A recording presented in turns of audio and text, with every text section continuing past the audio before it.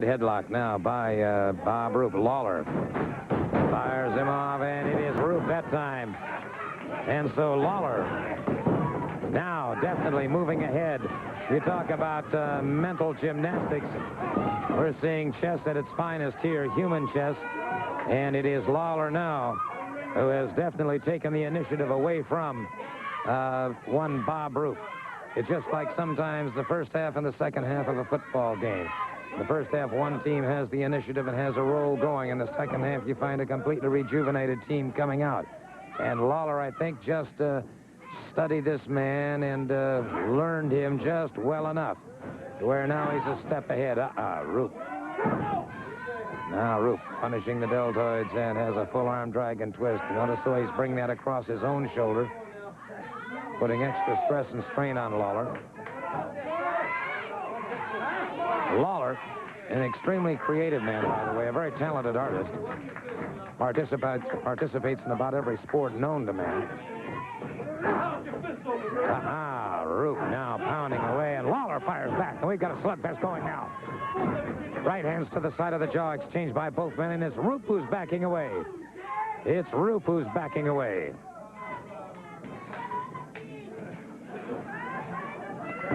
Once again, they lock up.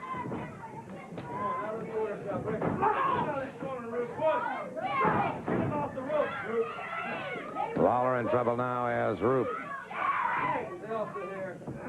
wants to set him for that pile driver, and he does so in Lawler, who is known for the pile driver.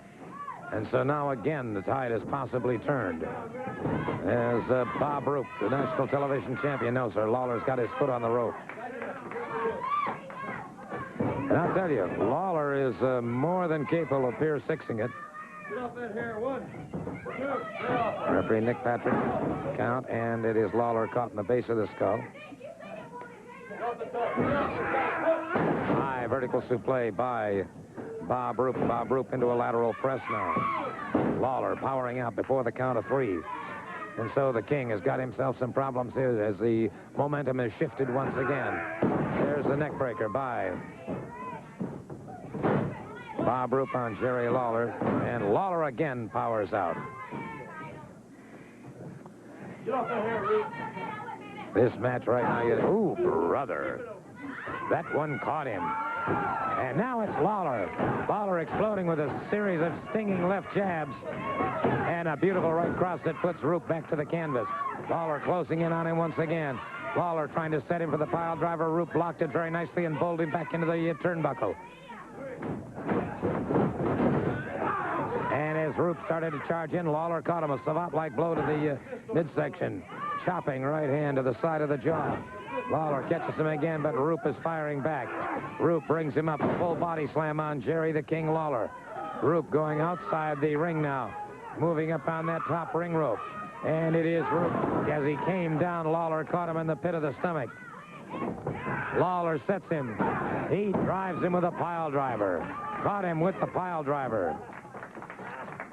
And it is a very pleased crowd here at the Television Sports Arena, and it's Lawler driving that fist into the head. And wait a second, Lawler attacked now by the Nightmares, by the New York Assassins. And so Lawler being set upon by the entire Jimmy Hart entourage. Lawler being driven into the mat. Lawler being pounded down into the mat. And just a minute. Here comes Steve Constance. It is Brad Armstrong.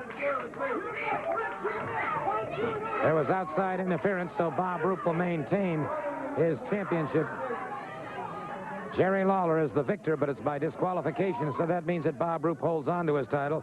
But if it were not for Jimmy Hart and his entourage, things would have been, in my opinion, entirely different. Well, it's a bitter victory for one.